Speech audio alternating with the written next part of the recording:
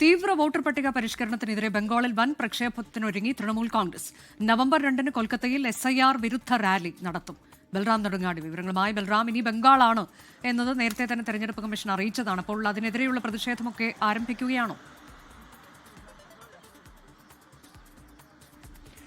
അനുജ, കഴിഞ്ഞയാഴ്ച കേന്ദ്ര തെരഞ്ഞെടുപ്പ് കമ്മീഷൻ ഉദ്യോഗസ്ഥർ ഈ ബംഗാളിൽ എത്തുകയും SIR നടപ്പാക്കാനുള്ള സാഹചര്യങ്ങൾ പരിശോധിക്കുകയും ചെയ്തിരുന്നു. SIR നടപ്പാക്കുന്നതിനായി നിയോഗിച്ച BLOമാർക്കെതിരെ ലഭിച്ചിരുന്ന പരാതികൾ ഉൾപ്പെടെയുള്ളവ ഈ കമ്മീഷൻ ഉദ്യോഗസ്ഥർ പരിശോധിച്ച് മടങ്ങിയ ഘട്ടത്തിലാണ് SIR നടപടികൾ വേഗത്തിൽ ഉണ്ടാകുമെന്ന സൂചന ലഭിക്കുകയും ഇതിനെതിരെ വലിയ പ്രതിഷേധത്തിന് തൃണമൂൽ കോൺഗ്രസ് തയ്യാറെടുക്കുകയും ചെയ്യുന്നത്.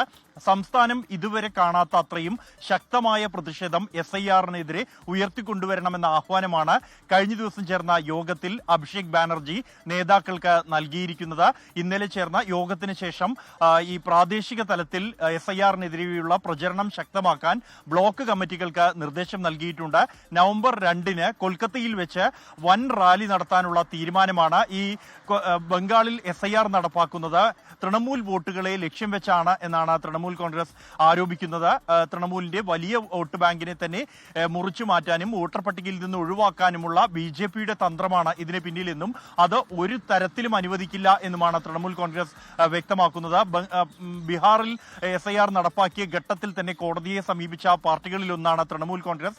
അടുത്ത ലക്ഷ്യം ബംഗാളാണ് എന്ന് നേരത്തെ തന്നെ കണക്കാക്കിയുള്ള നീക്കങ്ങൾ നടത്തിയിരുന്നു തൃണമൂൽ കോൺഗ്രസ്. ഇനി സംസ്ഥാനത്ത് വലിയ പ്രക്ഷോഭം നടത്തുക, തുടർന്ന് അത് രാജ്യവ്യാപകമായി മറ്റ് സംസ്ഥാനങ്ങളിലേക്ക് കൂടി വ്യാപിപ്പിക്കുക എന്നുള്ളതാണ് തൃണമൂൽ കോൺഗ്രസിന്റെ പദ്ധതി. അനുജ, SIRനെതിരെ ബംഗാളിൽ തൃണമൂൽ കോൺഗ്രസ് പ്രക്ഷോഭത്തിന് ഒരുങ്ങുന്നു. ലോകത്തെവിടെയായാലും ഏത് സമയത്തും 24 വാർത്തകളും ഓഗ്മെന്റഡ് റിയാലിറ്റി പാക്കേജുകളും എക്സ്പ്ലെയിനറുകളും വിശദമായി കാണാൻ ഞങ്ങളുടെ YouTube ചാനൽ നിങ്ങൾക്ക് സബ്സ്ക്രൈബ് ചെയ്യാം.